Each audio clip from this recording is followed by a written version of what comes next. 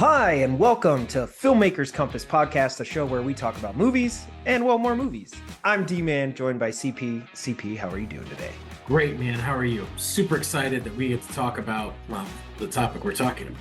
Yeah, we have a good one in store for everybody. Now, before we dive into our topic this week, as usual, CP, we do have some shout-outs. And this week, they almost exclusively go to Ivor. So Ivor shared basically like a thought train based on our conversation last week on the MCU. So we have to address some of what he's talking about here, but I also would like to note that he's going in depth with some of this, and this may literally be a topic that we just need to bring Ivor on the show for, because we probably need him to explain these topics in greater detail than long blocks of text, and try to maybe have a conversation with him about some of his theories regarding Marvel's MCU. So if you're down for it, Ivor, that's probably something that we should probably do. Before we get into Ivor's messages, I did want to acknowledge both Anthony and David, who I saw this weekend, two of our biggest listeners. Appreciate you guys. And both of them commented that while they are enjoying the podcast, they also would probably like to come on as a guest and hopefully contribute some of their thoughts to discussion around, well, we'll pick movies for the guests if there's anything specific they would ever want to talk about. I guess it depends. I'm not too keen to have Anthony come on and talk about how he likes, the Batman more than any other Batman. I'm sorry, that's just stupid. I'm pretty sure that's exactly what we will need to do. And Anthony, we are open to that, despite CP's, kind of disdain for that thought process. Well, That's the best I part thought he of was good such a cool conversation. guy, and then he started just speaking nonsense, and No, it'll just work can't. out. So first up, then we're going to dive into Ivor's notes here. So he literally comments and says, "I should have taken notes during this podcast. I have many thoughts and theories." So I'm taking notes on your notes, Ivor. So, and then hopefully if we get a chance, we can have a deeper conversation here. So he goes on to say, "I think Marvel was thrown off course with COVID, the actor writer strike, Chadwick Boseman and Jonathan Majors. Chadwick Boseman, RIP, unfortunately passing away, and Jonathan Majors being actually found guilty of the crimes he was accused of. So all happening during this saga. Something happens, they course correct. Something else happens, they course correct again. This saga should be named the Course Correction Saga. I could say more on this, but I think you get what I'm saying. And yes, I do get what you're saying, Ivor, and I think that is a good point in that, unlike most of all the Infinity Saga, where we didn't really have any major disruptions, it was just ascension. It just felt like Marvel was on, this fantastic ride to the stars, and everybody wanted to be a part of it. And there weren't any major roadblocks or bumps or anything, and it all sort of went smoothly. And then you get to this phase 4 and you're like, dang, yeah, a lot changed. I think even to that point was James Gunn initially being fired from Guardians of the Galaxy 3, Mm, which I know they had bigger plans for initially than I think we even got in the yeah, Guardians of the Galaxy 3 version we actually saw in theaters. yeah. So there were a lot of things that really sort of like threw this phase 4 for a loop. And now, in, I guess, technically phase 5, where it just doesn't feel as cohesive. And there were a lot of external things for that. So I agree. Second, he says Moon Knight is not done. I think he will be part of some supernatural group: Blade, Ghost Rider, Man Thing, Werewolf by Night. What do you think about that, CP? Would you be down for that group? Maybe at once upon a time he was supposed to be, but I don't think that those plans are going to be going forward. Well, I do think Marvel is paring back, right? According to Bob Iger, and even some actual announcements surrounding things that have either already been shot or were planned to be shot. Things are getting cut. I think Ironheart was one of them. If it hasn't, I don't know if they've announced Ironheart's over, but like my guess is it probably is. Armor Wars, they've talked about that as a movie. They've talked about that as, a Disney Plus show again. I Yeah. don't know if that's going to happen. There's just, I don't know. There's the Agatha series, which I believe was shot. And I don't know if Marvel is like, we're ever going to release this or we're going to cut it. Yep. I don't know. So, I mean, it's hard to say. I think, obviously, to your point, Ivor, I do think that was probably the plan. That Yeah. was what they were going to do. Now, whether they're going to see that through is really what's up in the air here. It's so hard to tell which of the Marvel projects are actually going to be, released, honestly. Yeah. They had too many. So we'll Yeah. start there. He goes on to say, third, saying that Deadpool 3 will put Marvel back where they need to be is just wrong to say, unless they mean a Marvel movie back on top money wise, which another good point, Ivor. I think money wise, Deadpool 3 will do that. Yeah, it'll Definitely. probably make about $1 billion. Yeah, I think I mean, Marvel isn't releasing very many movies this year, and they haven't really in the last roughly, year, going back to last year around like Guardians 3, I think. They haven't really put out a whole lot since then, and Deadpool's the only thing I think they have major on the calendar for this year. So I do think, to your point, money wise, absolutely, Deadpool 3 is going to make a shitload of money. So Marvel will be back on top there. But will it just instantly make the MCU the best thing going in film again? I don't think so. So Mhm. he does go on to say, I think Deadpool 3 is not about beginnings as much as it is about endings. With the TVA in the multiverse, which is a reference to the Loki show, just think where and who we are going to see. Anyone rooting to see Colin Farrell's Bullseye or John Travolta's character from The Punisher. I am putting my money on this movie, tying up all the old. I'm putting my money on this movie, trying to explain all those old Marvel characters, maybe even Howard the Duck. This was all just me theorizing. So, what do you think, CP? Or is this going to be sort of like instead of Spider-Man, where they bring in the old Spider-Man versions and they have this mixed Spider-Verse? Do you think this is sort of like they're going to pull in characters from all these older Marvel properties and maybe either tie up loose ends or just kind of have some fun with it? I think that initially that was probably part of the plan when they rolled out the multiverse. With all the course corrections that Ivor pointed out, I don't know that that's the plan going forward. Yeah, I mean, it's hard to say. Obviously, Wolverine alone is huge. And we mentioned Mhm. this last week on the show that, unfortunately, we thought Logan might be the perfect sort of bow to the ending of the story of Logan and Wolverine. And he's coming back for more. So we don't know if that's exclusively in just Deadpool 3 and then this is truly the end, or if he's coming back and we're going to have multiple versions of Wolverine. It could be. Mhm. Ivor finishes off by saying, do you think we get something from Fantastic Four? Which is interesting because we know that project is most likely going forward, as they did announce, I think it was around Valentine's Day, the casting news, and they are pretty confident that that movie's definitely happening. And Fantastic Four is like a standard Marvel property. So you can bet big that that's probably not getting cut. Probably not, though cinematically it has kind of been a bust every time. Yeah, I think the big news coming out this last week was that they are casting, I believe, trying to think of the actress's name, but a female Silver Surfer. So we're not Yeah. getting the straight Yeah. Silver Surfer version that we were used to, or that was in the sequel movie from the original Fantastic Four Mhm. with like Jessica Alba and uh, Chris Evans and Chris yeah. Evans and them. So that's a little bit different, but there actually is a female Silver Surfer in comic book lore. Yeah. So I kind of thought the outrage around that was unsubstantiated. I didn't get that. I think if you have the character in comics lore, then that should be totally fine.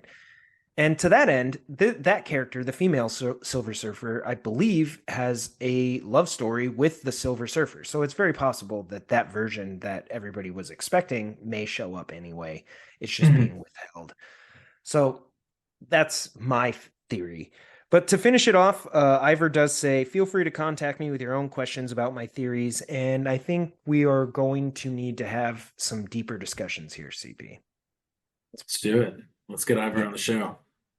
I know we might just have to phone him in. I'm not sure, Ivor, what your availability or your technology looks like, but if possible, we will try to get you on the show. So just make sure that if you're driving or doing anything, your hands free. Keep it safe out there. So anyway, CP, that actually does it for our shout outs. It was just, like I said, total thought train from Ivor, which I greatly appreciate. I always love getting his messages because it's almost never just like one. So I always know I'm going to have something to look forward to when I go to our DMs. I only like getting his messages when he agrees with me. So Ivor, definitely keep those messages up because I love to hear that. Yeah, and Ivor, on that note as well, I didn't respond directly because I planned on just addressing it here in the shout outs and hopefully in a conversation with you. So I hope you're not I hope your feelings aren't hurt that I didn't also write a novel in response. But we did address it. So hopefully that's enough. But CP, did you have any shout outs on this episode or is it time to dive into our box office breakdown? It is time for our box office breakdown.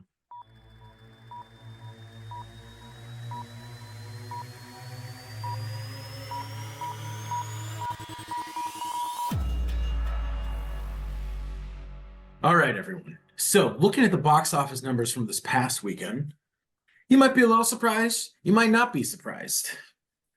We had a few new movies drop, including Someone Like You, The First Omen, and Monkey Man. D-Man, did you see any of these films at all? No, I have not been in the movies this week, although I did see Godzilla vs. Kong, as we mentioned last week, and I plan on going for the upcoming Civil War. So I am looking forward to that. I do have the AMC A list, so it is possible that I'll catch some of these in theaters, but no, I have not been. The disappointing news is Dune Part 2 has fallen to number 6 in the domestic box office. It's over. Movie's done. Yeah, I'm probably going to go see it one more time, but it might be out of theaters by like in the next 2 weeks. I heard they did extend IMAX showings, so if you haven't seen it in IMAX, which I know at one point you hadn't, you can No, still catch that. no, I have now. I have. I'm good. I haven't seen as many times on IMAX as you have, but now I think I've seen Dune like Part 2 like 7 more times than you, so I guess that balances Well, out. I got two in IMAX, so eat it. All right, fine. I'll go see it in IMAX again. Point received. Kung Fu Panda number 4, or I'm sorry, Kung Fu Panda 4 is 5th in the box office, with the opening The First Omen in the 4th place. Okay. And that has only made about $8 million, which probably is Ooh, kind of a bust. it's a light week at the box office then. Yeah. Ghostbusters has fallen from the 2 spot to the 3 spot, and the new film Monkey Man opened up at 10 million, and that is in the number 2 position. And obviously, the number 1 spot still belongs to Godzilla Kong, The New Empire. Okay. I mean, that makes sense. I mean, Godzilla and Kong are long-standing movie franchises. I think they're very accessible to almost anybody that's just looking for a fun movie-going experience. You don't have to have, even though it's a sequel, you really don't need a lot of prior knowledge to be like, let's watch monsters destroy shit. Yeah, right.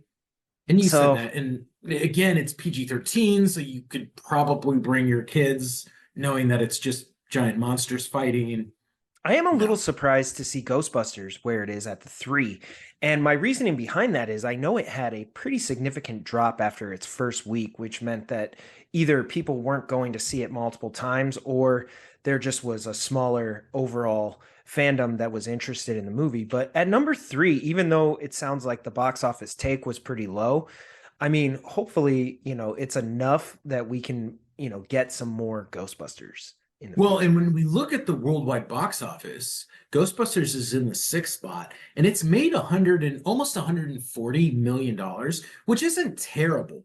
But I think part of the problem for Ghostbusters is 65% of that box office actually comes domestically. So it performed very poorly in the global box office. Yeah, that is interesting because a lot of movies that get greenlit often get greenlit with the anticipation that they'll make more money internationally than they probably will domestically. Well, and I think, and the number three movies in the box office worldwide are Godzilla, Kong, Kung Fu Panda, and Dune Part Two still is the number one movie in the worldwide box office. And each of those is making about 60% or even more Yeah. in their foreign release. So, I mean, that's literally how we got like 10 or 11 Fast and the Furious movies. and hopefully how we're going to get like a 10 or 11 more Fast and the Furious movies. Yeah, like they make so much money overseas. It's wild. Like, I bet to be a part of that cast is actually quite incredible because you're like an international film star. Yeah, That's pretty right. dope. Like, I mean, it's one thing to be a film star here in LA and like, Yeah. Hollywood and all of that, but then to be like an international film star is probably like stardom on another level. It's wild. And they do all these fun premieres like, in all these exciting places like Tokyo and Rio and London. So way better.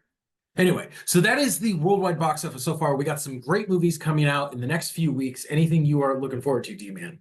As I mentioned, definitely Civil War. I know A24 is on just like an epic tear, Yeah.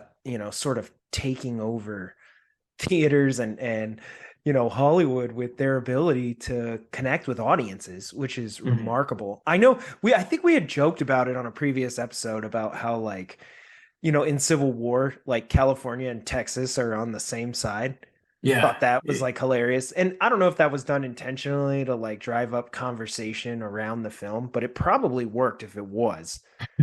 Yeah, right. I think it got people talking online because everybody was like, yeah, they would never be on the same side. But also, like, it's kind of interesting because that gets conversations going about the topic around, the film, but also, makes you think big picture, like what would get California and Texas on the same side? And you're like, well, there's got to be something to this movie. So let's see Taylor what it Swift. That's the only thing. is. Yeah, her Eras tour, if she kept it on the West Coast, that could do it.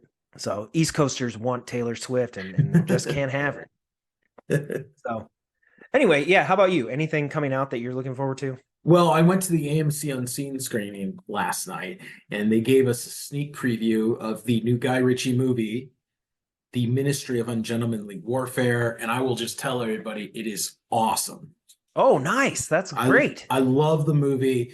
Cavill, so it's good, and Guy Ritchie and tons of Nazi killing action. So it Now, was great. is Henry Cavill, he's actually in this movie, He's correct? actually in the movie the whole time. It's not like Argyle. Oh, I don't know why the way I said that reminded me of Ian Malcolm in Jurassic Park. Now, there will be dinosaurs on your dinosaur tour, right? Great movie. I know, classic. So anyway, also coming out, but not in theaters, to my knowledge, is Rebel Moon Part 2. So I believe nicknamed The Scar Giver. So Yes. this is a film that came out. We've been recording episodes. I know we had our hiatus and then we were kind of catching up on a couple different things. The Oscars came out. We never really had a deep dive into Rebel Moon Part 1. And this is something that I think you and I were both equally excited about and maybe not quite as excited after the first version. So I wanted to see if you're down to dive into a deeper conversation into what worked, what didn't. Are we looking forward to part 2? And would we recommend part 1? So I'm Yeah. going to throw it over to you first. Tell us a little bit about your thoughts on Rebel Moon Part 1. Well, when Rebel Moon Part 1 dropped last December, I was very curious to see it. There was a lot of internet hype surrounding this movie. Obviously, this was the massive project that Netflix greenlit to lure Zack Snyder away from WB and into the Netflix fold, where essentially they gave him a green light to make any movie series that he wanted. Wow. More importantly, we know based on the Zack history. Snyder Unleashed. Yeah, this is Zack Snyder Unleashed doing what he wants. And we know that the origins of Rebel Moon actually grew out of a rejected pitch that he submitted to Lucasfilm when they were discussing the new direction to take the Star Wars universe. Really? So this was actually, I mean, it sounds bad when you say it like this, but a failed Star Wars pitch. I mean, Failed Star Wars pitch. Maybe it was too dark for Star Wars, right? there I are think that's some, probably we're going to another get thing into to think that. There about. is some weird scenes in this movie where I was Well, like, oh, hell. and we know that later this year, Netflix is going to be re-releasing the film with an R-rated cut. So I'm assuming there's more sex, violence, and language than in the current version that we've had, which is only PG-13. So that could have Why been a part of can it too. why can Zack Snyder not just like release a movie? I don't know, man. Why does everything have to have like another cut? Like, why can't, I mean, in this case, we said Zack Snyder, or I said Zack Snyder Unleashed, Netflix is like, make what you want. And yet still, the version he put out was not the final version or his final version. Like, I get the hype train around like, oh, I want to see the director's cut or whatever. Like, I mean, maybe they're just, feeding into that frenzy. But like, come on, Zack Snyder, I maybe think he's just that maybe guy, right? just release the best you got and let's ride with like the best. J.J. Abrams is the lens flare guy. Michael Bay is the explosion guy. M. Night Shyamalan is the weird, trippy story guy. Zack Snyder is the director's cut guy who has to recut everything at least once, maybe twice. I don't know. It also makes me wonder if like I don't want to call it hedging, but is he just like sort of betting that like, hey, if we release this version of the movie and people don't like it, we can always be like, there's another cut. Like, I don't know. Sometimes I think that's got to be the case because I mean, obviously he watches these movies before they get released. He probably watches it like, a third of the way through the edit, and he's like, "Yeah, we're gonna need a director's cut. We're gonna need it. We're gonna Like, need another. cut the best stuff, and we'll release that later because Right. this is not as good as I thought." So, December 22nd, 2023, Zack Snyder drops on Netflix Rebel Moon Part 1. And I was very excited about this one. I got up, I was like, I need to watch this opening day because this is a big deal. I was pretty disappointed, D-Man. Oh, In fact, I was so no. disappointed that I thought, you know what, I better watch this movie again to see if it was actually as bad as I thought it was.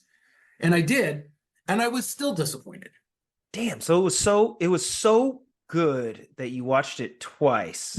No, it was so bad that I watched it twice. And I was like, there's no way that Zack Snyder Unleashed, this movie, is going to be this disappointing. And in fact, it was. Well, can we just clarify for anybody that's tuning in for the first time? You were a huge Snyder Cut Justice League fan. Well, Uh, let's be clear. I spent about a good 20 years of my life talking smack on Zack Snyder as a filmmaker, a director, and a human being. wow, that's harsh. And then he released the Snyder Cut, and I became the number one Snyder Cut fanboy on Twitter. And I loved everything about the Snyder Cut Justice League. I mean, it was pretty cool. I actually did enjoy it, especially, I mean, it's like objectively better than the theatrical version we got. And we've had a conversation on this. So if you're interested in hearing our thoughts on, the Snyder Cut and the theatrical cut and all that of Justice League, you can go back and find that episode in our feed. In terms of just your hype train sort of going into this movie, you were actually a little high on the Zack Snyder. I was very optimistic that this was going to be something that we really haven't seen. And it fell flat for me. What did you think of Rebel Moon?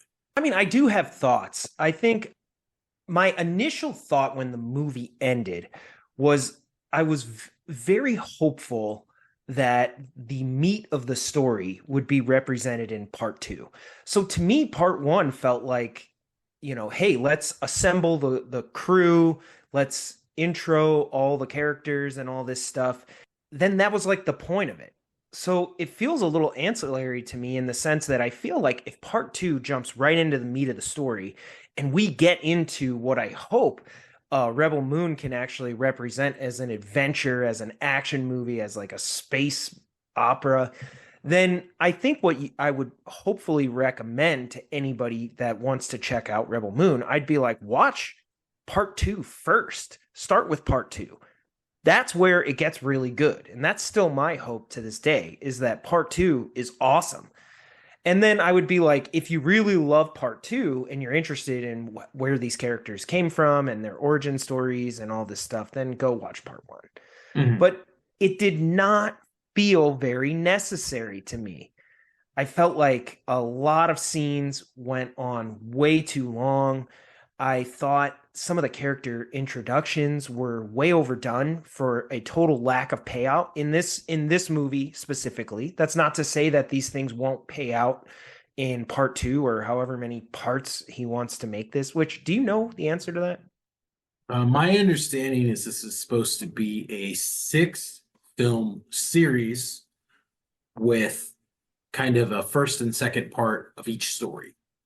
So three Okay. stories, 6 movies within this universe that Netflix is all in. Okay. Yeah, I mean, it felt long, constantly long. And so I think examples of this are like we spend a lot of time at the beginning of the movie with the like Anthony Hopkins voiced robot Mhm. for that not really to go anywhere. I mean, the Mhm. robot honestly disappears from the story and then just shows up like running through a field at the end. Spoiler With alert. with some antlers on his head. Yeah, for no reason. So very Zack Snyder. I was like, I mean, I don't even care to know why. But in anyway, we spend a lot of time like, they have a crown of flowers and it seems like there's something going on there. And then it just doesn't really go anywhere. We spend a lot of time early on. These uh what is it called? The motherland or something? The Empire? Mother World? Motherworld. Yeah, I think it's Mother World They're is the essentially name. space Nazis if you haven't seen the movie. Yeah, they're basically space Nazis, but in essence, like the Empire, whether you're a Star Wars fan or Dune or whatever, it's the Empire. Mhm. And they show up, and then we spend like a lot of time with these soldiers while they're like, taking over this small farm town. Like, well, spoiler, we're just going to talk spoilers. So if you're not interested in knowing the spoilers, then go ahead and tune us out for now and go watch the movie and then come back. But spoiler alert, like they all die. To me, I was like, why did we spend so much time with them? Like, we just didn't need all of this to understand that they're the bad guys. I mean, you can do that and convey that very quickly. So it feels like a total waste of screen time if those characters, I mean, literally die. They don't come back later. So, it's one of the reasons why, like, for the most part, like, stormtroopers are just sort of like endless troopers. They just keep coming, but we never really get to know any of them because you don't need to. Uh, you know, it's not really the point of the story. So, and then this is where you were talking before, things kind of take a dark twist. There's literally like, Well, let's stop for a sec. Let's take a step back. Let's pretend like this is creative writing in class in college. okay. What are the things in the film that you did find redeeming and you enjoyed? Were there any Um, things? yeah, Because as no, far go as ahead. some of the as far as some of the, like the world building, I feel like Zack Snyder definitely put in some time to try to create, a cohesive world here. Now, whether it's received that way isn't necessarily the point I'm trying to make. What I'm trying to say is it definitely didn't feel like there wasn't care that was being put in to the creation of this movie in this world. I thought that worked. I liked the main character of Cora. I found her to be at least somewhat compelling. She has a decent backstory, and I'm interested to see where her story goes from the end of this one into Mhm. the next one, which is great. I think there were some cool homages to things that I do like. Now, I do have thoughts on those homages, but at the same time, like I can tell that Zack Snyder's paying respect to things that he enjoyed, Mhm. scenes that really spoke to him and were important. And I can enjoy, a good reference to, some other things, particularly Star Wars. I'm a Star Mhm. Wars guy. Mhm. So I thought that was fun. And then some of the action, I thought there were some good action sequences, albeit, a little bit maybe standalone, but there was some cool scenes. One with, they kind of give off vibes of almost like missions from like a video game or something. Yeah, But yeah. standalone, I think they were pretty cool. They were entertaining. Now again, do they go on too long and are they necessary for exactly what's happening in the story here? Maybe not, but were they cool if you just put that on and you're like, oh, that was pretty dope? Yeah, I thought that was cool. I don't know. What about you? What do you think worked? Obviously, this movie was written, directed, and Zack Snyder is the cinematographer. So there are some really visually stunning shots in the movie. I think there's some scenes that look cinematically they're incredible and exactly what you want out of a movie. But I think Snyder pulling from his inspirations, chiefly Star Wars, I think he also does a really good job of creating, and I know you talk about this all the time, that Lucas factor. There are elements that are just incredibly beautiful shots, almost like picturesque. And that comes from the set design, that comes from the actual cinematography. I thought that was good. He does create a world that, while we don't understand it yet, and hopefully we will learn it through the course of these films, we do get a lot of really interesting world details. Now, I think part of the frustration in part one is that they are not flushed out, but there's a lot of elements to this where you can see that this world is much larger in scope than the film that we saw. And I think that's always a great thing. Yeah, when you can do world building successfully, it just makes people want to spend more time there.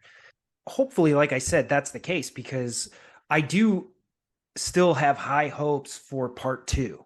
Mm-hmm. And to that end, like I'm definitely willing to come back and spend more time in this world. So it didn't turn me off in that regard, where I think sometimes, other movies you're like, yeah, I don't like it. Mm-hmm. Mm-hmm. So I like those things. And then, as you said, some of the action sequences are really well done. Yeah, I enjoyed them. And I think Zack Snyder's sort of known for that. Obviously, in Justice League in particular, he's known for sort of slowing things down. He is, he may not be the lens flare guy, but he is known for using, some flares and some, kind of dramatic motion graphics and different things. And Mm-hmm. those are all sort of on display here. That's, a little bit of his It's signature. his And visual style, totally, right? yeah, but I mean, it's a Zack Snyder film, so I expected that going in, and I shouldn't either A, hate on it, knowing that he's the one that directed it. If I don't like his style, then why am I watching his movies? Yeah, right. So yeah, I thought a lot of that stuff does work. Now, I think we're both in agreement that where the movie really falls flat is from a story standpoint. And I Correct. can only look at this from the perspective of a producer and say, his wife was the producer on the film. I just don't think Zack Snyder had someone who was honestly coming to him and saying, no, let's cut it back. We need to re-edit this. There's a little too much story for too short a film. We need to focus on showing, not telling. And that was I feel like that's really where the movie falls short. Well, so first of all, can you even just explain? Because I don't even know if I'm remembering correctly, but like, what exactly is the mission that they assemble their team for? Well, essentially, it's the film The Magnificent Seven or Seven Samurai, right? Bad guys come to town, they kill a bunch of people, and they say they will be returning. So, in the meantime, Cora, her farmer buddy, go out to recruit other warriors to help them defend against the space Nazi forces from who are returning. Oh, it sounds like the space Nazis could just use a Death Star about right now, or right about now. So anyway, okay, so the point is this movie essentially then is them assembling this team. Mhm. Like that is the plot of the movie. And if this is reminiscent of Justice League, you're probably not, off base here. Yeah. It does feel like Batman and Wonder Woman being like, we need to assemble the team. Like we got to Mhm. go find the metahumans and like go do this now. So that is kind of what it is. They go assemble this team. There's a double cross, and essentially, a lot of people are murdered at the end. And that's how the movie itself plays out. Is just not paced well enough, in my opinion, to be whimsically fun. A perfect example of that is Star Wars A New Hope. Mhm. where it's paced so deliberately, you're constantly moving forward. You know what I mean? That Yeah. like Yeah. it's just fun to be on the ride. And I think this lags at times, and to that, it sort of makes the ride feel like, can we ramp back up or can I get off? Like, it doesn't work in that way. You know what I mean? Mhm. And pacing is a big deal, especially in a movie where it's like kind of plot driven. Really, the characters themselves are not, undergoing some sort of transformative inner journey here. Mhm. They're Yeah. essentially just assemble the team. So you need the plot to move. And, one of the things is like they often, when they go to find a new person who they want to have join the team, it's almost like they're like, we got to see this person do something extraordinary so that we can show the audience why they're worthy of being a team member. And the And best yet, example of this is when Prince Tarek goes and tames an evil griffin thing. yeah, he goes and like tames a griffin, and you're kind of like, all right, like I said, standalone, like that was kind of a cool sequence. I enjoyed it. But taming a griffin essentially never comes back into play in this film. So Yeah. you're like, we spent an awful long time watching him do this, only for it not really to matter at all. It was only meant to convey that he's badass. And I was like, there's not a faster way to like convey that. We Yeah. really had to watch it. Like the griffin doesn't come with them.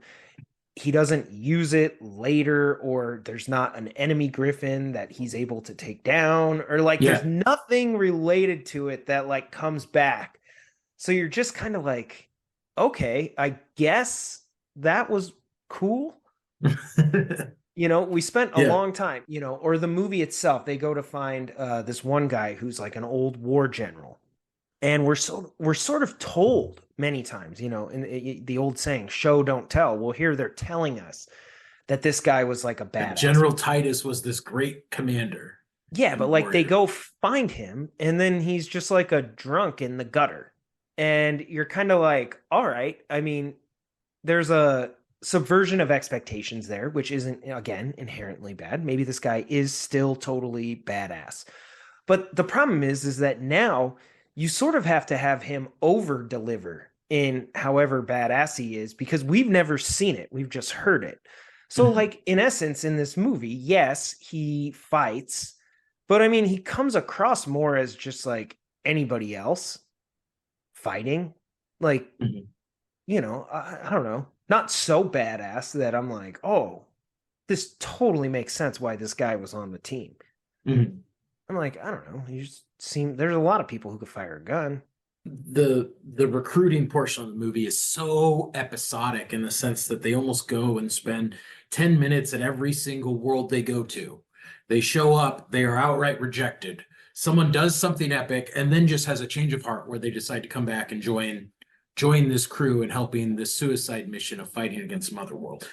It feels so out of place in the sense that if we had started with all these outsiders together in one place and through disaster or crisis or trauma, they're bonded in the decision to stand up to Mother World, it would make more sense. It just, or if Zack Snyder had taken the opposite and it had been stretched out into a series, and each episode of it we go to a different world in our quest to recruit and build a team, it would make more sense. But in the movie, it just feels so done for the sake of being done.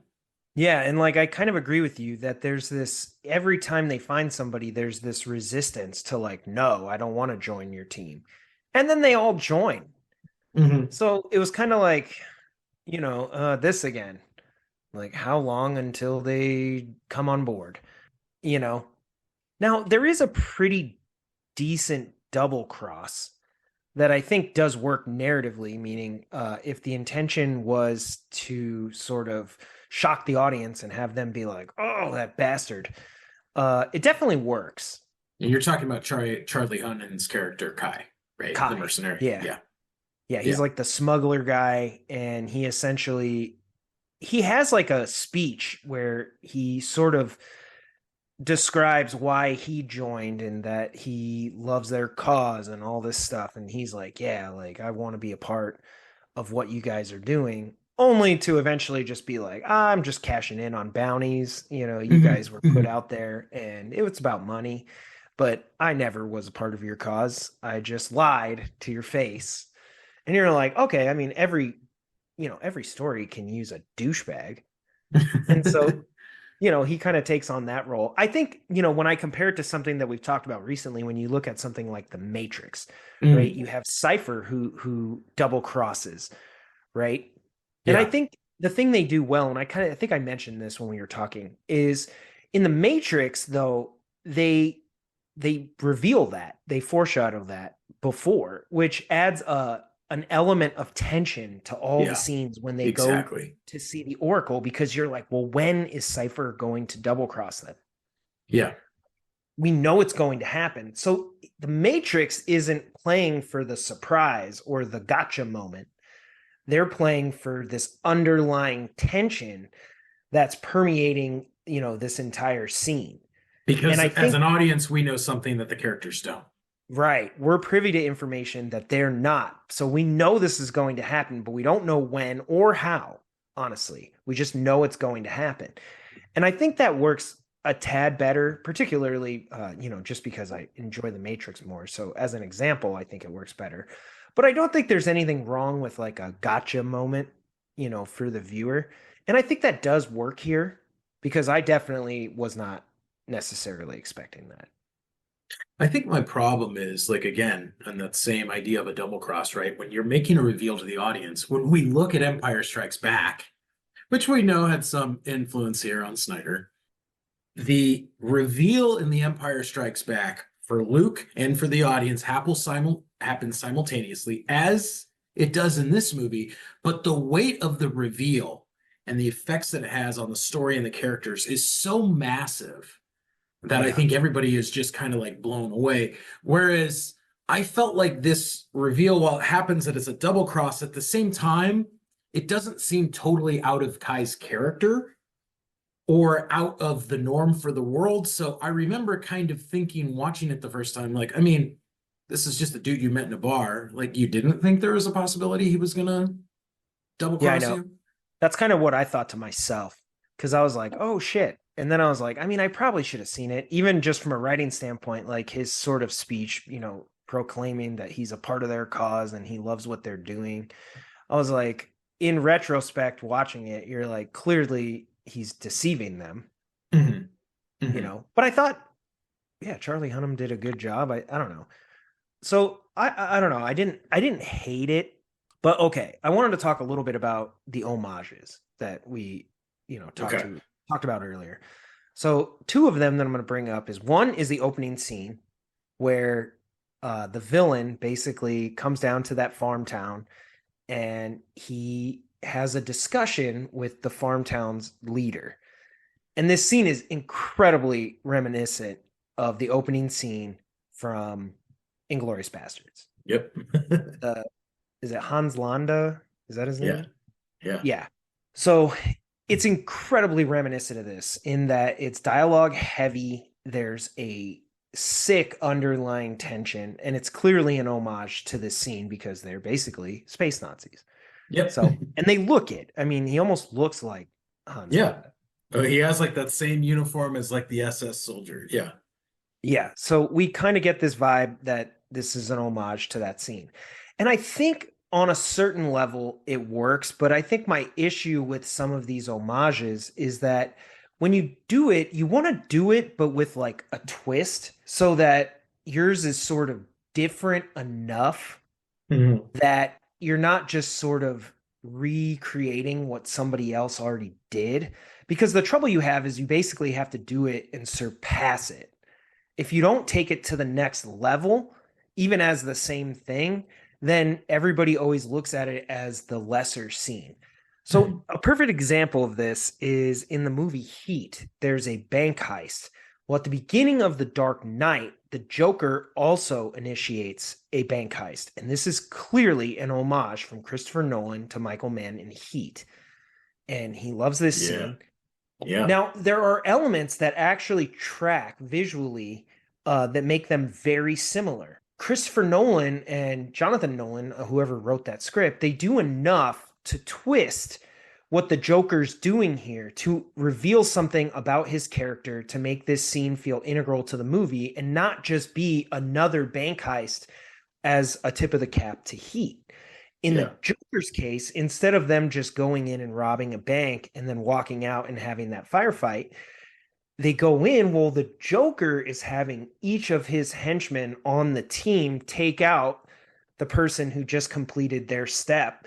And this is the Joker's way of, playing sick games with everybody, and reveals a lot about his character. So there's this Yeah. twist.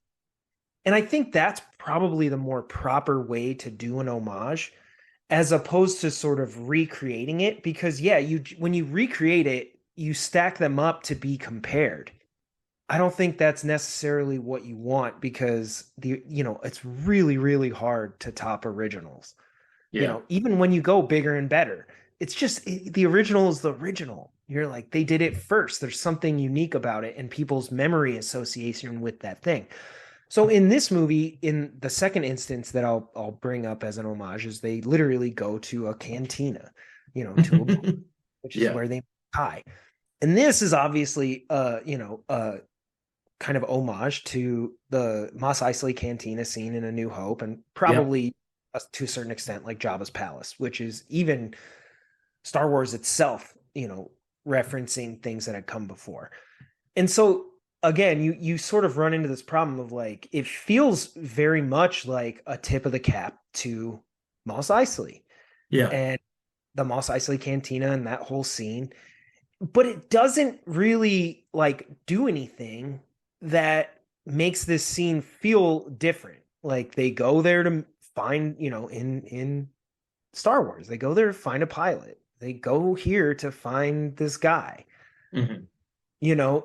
It just doesn't, to me, it doesn't do enough to be anything more than a tip of the cap. Like, hey, this is me recreating this scene because I love it so much. Like Mm-hmm. that's fine, but I mean, it's definitely not better than the Star Wars Cantina scene. Mm-hmm. So you run into that problem where it's like, was it better or was it just your version of it? Yeah. And I don't know. I think that brings the homage. I think you want to twist it a little bit more. Instead of setting yourself If up I for was just failure. giving my 2 cents, Zack Snyder, all I'm saying is I love the homage. I think you picked two iconic scenes. You just want to twist it a little bit more so that it has more variation to it, and it probably dives deeper into, either how a character ticks or how this advances the story. And I think you would get the result that people would love it. They'd be like, "Oh my god, that was so cool." Yeah, Versus dude. like, "Oh, that's just the cantina." I can dig it. I can dig it. That's just my 2 cents. So I got that vibe, and that was something that I think, yeah, it's just stylistic. I would just my 2 cents. That's it. So the main issue that I had with the movie from a story standpoint actually goes to the massive exposition dumps that he felt compelled to drop for the audience. And I think it didn't do any service to the movie. I think it convoluted things, and I think it robbed us of urgency that we could have, if the characters had revealed this over time as the story advanced, we would have gotten to know these characters better. And the major one is the main character, Cora. Essentially, when she leaves town on their quest, she sits down and says, "Let me tell you for 20 minutes my life story." And I Yeah. think, for one, we didn't need to see it because you're just walking us through things. And I'm almost like, if you're just going to have a character narrate this and tell us this, then let's lean into the actor and let the actor actually give us this emotionally charged, compelling performance if they're just going to talk to us. But probably an even better way would have been, let's unveil this piece by piece as we peel back the layers of what happened to this character, Cora, who in the start of the movie is shrouded in mystery. Yeah, she's She's a mysterious outsider. in this farm community who the only thing we really know is she's totally badass when she murders 25 space Nazis in a barn. And that's enough for me as an audience member to say, there's a lot more here than meets the eye. Let's see. I'm invested to see where this character goes. Yeah, and that works. I mean, exposition dumps are almost always not great. Um, even to the extent that if you look at, Star Wars does the slow crawl at the beginning, that Yeah, just kind of gets that right out of the way. yeah, yeah, They're like, instead of placing it somewhere in the story and taking up time, George Lucas was able to turn it into this sort of iconic thing associated with Star Wars, even though that's another borrowed trope that he took from, space operas and stuff that from his youth. yeah, He didn't invent this thing, but he's able to basically do like a giant exposition dump and just set the scene so that we can jump right into the action. And that doesn't take up time in the middle of the story somewhere where people have to stop and, yeah. explain the whole thing. But even, you look at exposition dumps, I think, Star Wars is another good example where, they do have that scene in Obi-Wan's hut where Obi-Wan kind of explains a little bit about the Clone Wars and Luke's father, and they kind of allow this exposition to come out through dialogue. I guess it does work. It's interesting how they were able to sort of incorporate those elements into the larger Star Wars lore so that this scene ended up becoming super, super important. But if you can imagine going back to watching Star Wars the first time, before there were any sequels made or anything, that scene probably felt a little bit like an exposition dump, Yeah, exactly. right? Exactly. Like it had no greater meaning to the story we're in at the time, the Clone Wars, or Luke's dad never comes up again, Yeah. you know, like any of that. And so it probably felt like a little bit of an exposition dump. And even though obviously they're able to do that pretty well by allowing Obi-Wan to sort of, the reason he tells these things about his dad is so that he can give Luke this lightsaber that his dad always wanted him to have. They get to something. Um, I mean, sometimes you got to have a little exposition, I guess is what I'm saying. Even in the greats, Mhm.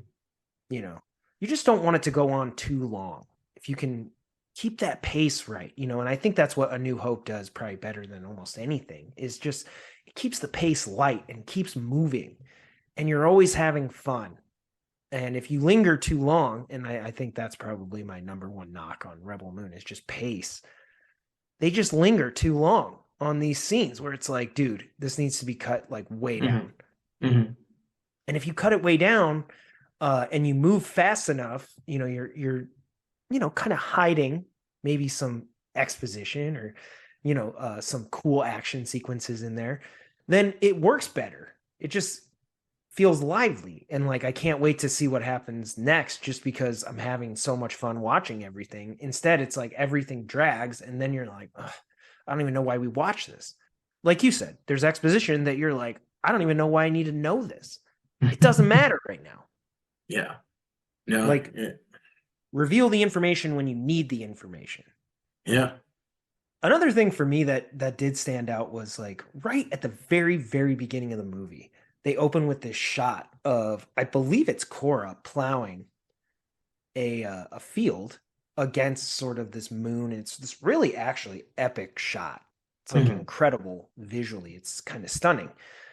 But like part of I think is indicative of the film overall is I remember thinking like if we're in this futuristic space world where there's spaceships and like automatic doors and all this different stuff, would somebody realistically be like hand plowing a fucking No, nobody would ever do that. Nobody you know what I wants to mean? do that. Yeah. Like the shot's really good, but like technology in and of itself sort of like helps lift all boats. You know what I mean?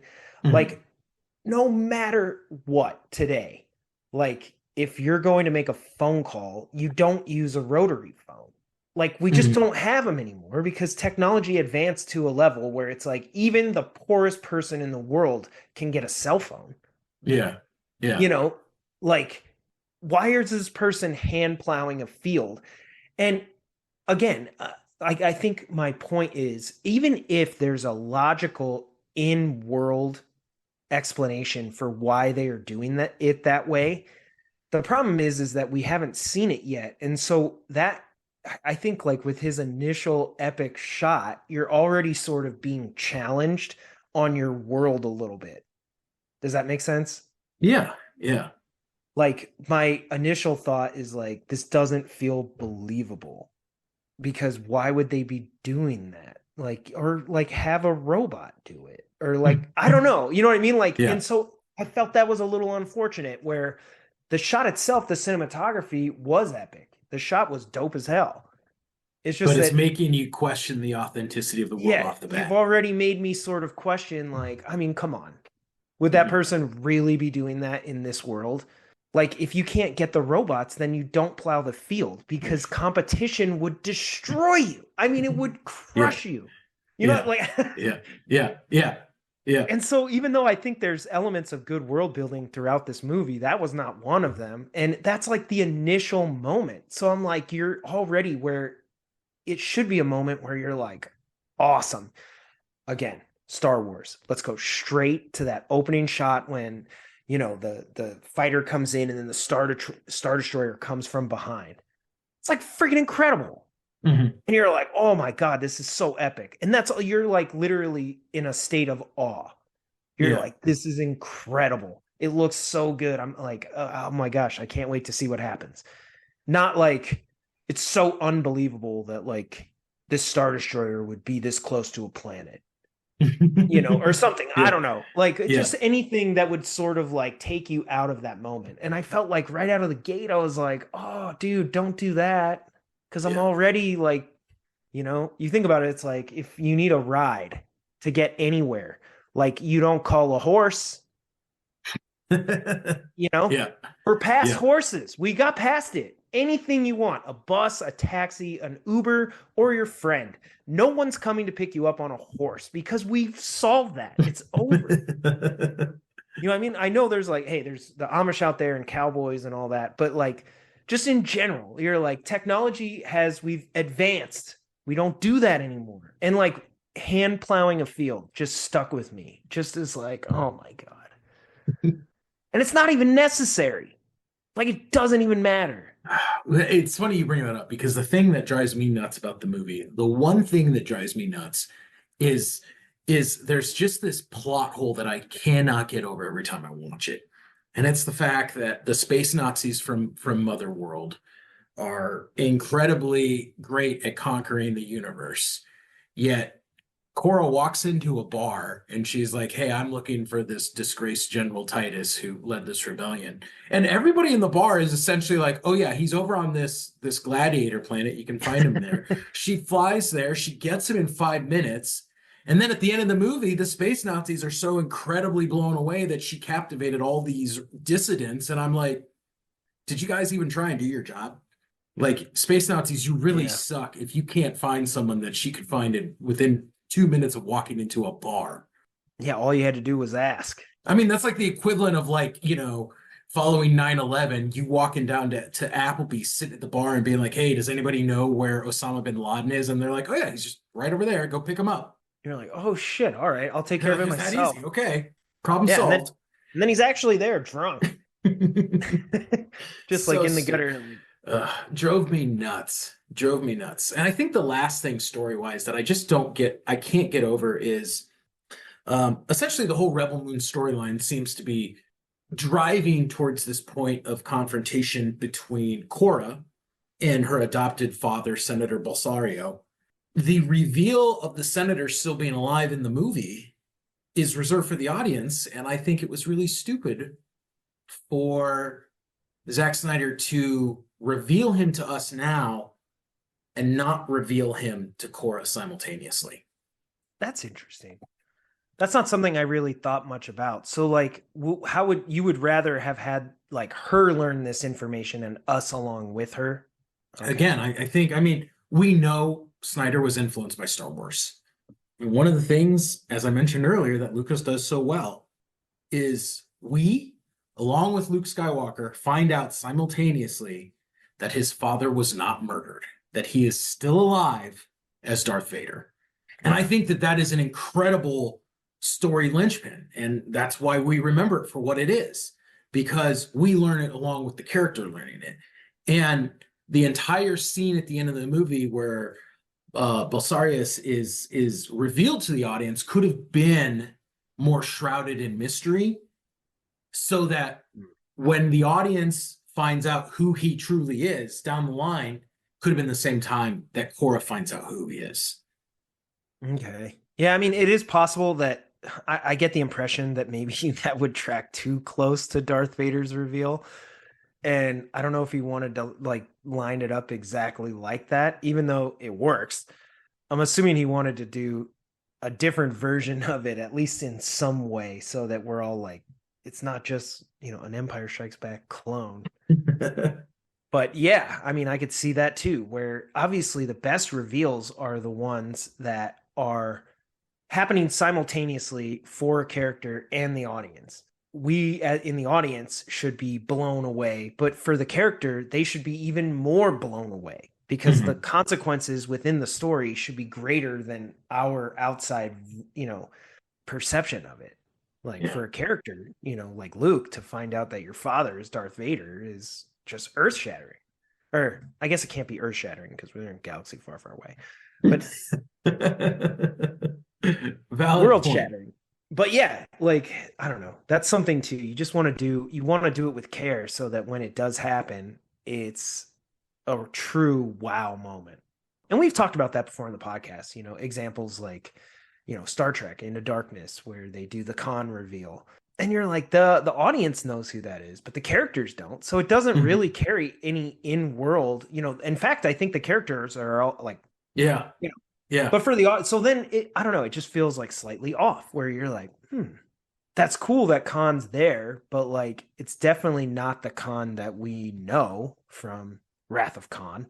Yeah. And it's definitely not for the characters a big deal at all, just some guy. So it doesn't, to me, it doesn't work properly. And if you can set those up and do them right, it's awesome. So, do you have any other major thoughts about Rebel Moon? I mean, like I said, I think my final take is just I'm hoping that now, like, essentially, I'm looking at part one as a giant exposition dump. It's literally the crawl to the beginning of A New Hope. And now I'm hoping part two is like it just picks up and we jump right into the action. And now we can just get into the story and like what happens. It's kind of how I feel, actually. I think that that would be really cool if that's the case, because based on Snyder's plans and Netflix plans, we know this is supposed to be a massive universe, 6 movies, an animated series, comic books, a role play game. Like it could really be incredible if that all comes together, but that's all going to depend on the second half of this story, you know. I would love to be pumped for like a Zack Snyder film. Like I said, I unlike you, I enjoyed the Snyder cut, but I also didn't, find it to be like masterpiece levels epic or anything. I was like, no, it was definitely an improvement, but Mhm. not, necessarily like Avengers Infinity War and Endgame, which again, we have a discussion on that. You can go listen. I am excited because hopefully now that it's like we got all these pleasantries out of the way, like can we really get into a cool story here? And I'm hopeful. Zack Snyder's being given time and money to see this all the way through. So let's see it all the way through. Maybe it's going to be pretty dope. I agree. I agree. I mean, I'm excited. I also like the fact that Netflix is trying to do something different by building out their own IP and cinematic universe here, and I'm hopeful that they're successful. But based off of the first entry, the bar for me is very low going forward. All right. Well, I mean, it did have some other cool things, again, which I think these are proper homages. They did have laser swords. I highly doubt they can call them lightsabers, but they did have laser swords. And I thought that was Mhm. pretty cool. An item or, certain elements. You're like, yeah, that clearly pays homage to Star Wars, but in a really cool way. I enjoyed that. Mhm. I was Mhm. like, I hope we see more of that. Would be Yeah, pretty dope because it's fairly limited, but in all fairness, it was as well in A New Hope. true. Hopefully we get some cool laser sword action sequences and stuff coming in the future. So I'm definitely, there's a lot here. There's potential. So I'm excited for that. Well, all right, CP. That actually does it for our conversation this week on Rebel Moon Part 1. We are looking forward to Rebel Moon Part 2, but more than that, we're looking forward to all of you guys, all of our listeners' thoughts on, Zack Snyder and Rebel Moon. Let us know what you think. Obviously, you're all welcome to send us novels like Ivor and we do read every single thing that comes in. So again, Ivor, even if we didn't reply directly in the DM, we will get to it. I don't know. I'm interested to see what other people think. And if you haven't seen it, maybe let us know what held you back from checking it out. Did you not even know about it? Was it something that just didn't interest you? Did Zack Snyder? I mean, he's sort of the subtitle on this, right? If you're a Snyder fan, I think you were in, but if you're not a Snyder fan, I could see where maybe you'd be like, I'm out. What was it that turned you off? We'd be interested to know. And who knows? CP, maybe we'll have a watch party or something, or a live tweet session before we get to part 2. Something we might have to do that. Yeah. So anyway, be sure to keep the conversations going. You can find us and all of our links at filmmakerscompass.com. You can follow the show at FilmComp Podcast on all the major social media channels. And you can follow me at Big Kid D-Man. CP? You can follow me at IndyCount5. Thanks for hanging out and talking Rebel Moon Part 1 with us. I hope you are on the lookout for Part 2. Thanks for hanging out. We'll see you back here next week. And until then, keep watching movies.